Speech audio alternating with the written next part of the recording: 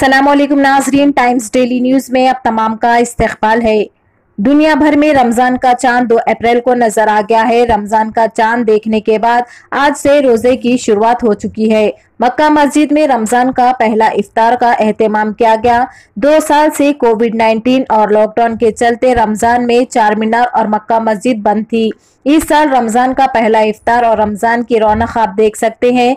मक्का मस्जिद में 2 साल के बाद पहले जैसी रौनक नजर आई। काफी तादाद में लोग इफ्तार करते हुए देखे गए।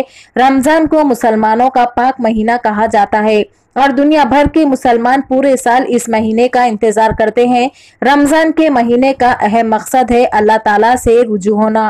पेश है टाइम्स डेली न्यूज से ये खुसूसी रिपोर्ट। मजीद ताज़ा तरीन खबरों से जुड़े रहने के लिए चैनल को यूट्यूब पर जरूर सब्सक्राइब करें।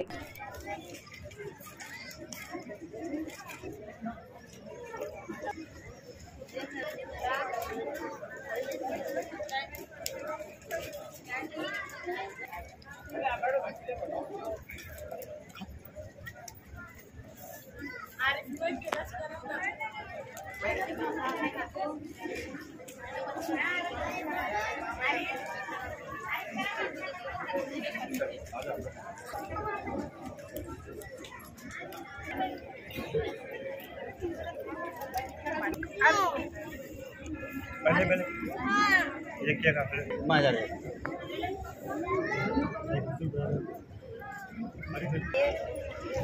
कई पता कर रहा है देखने आता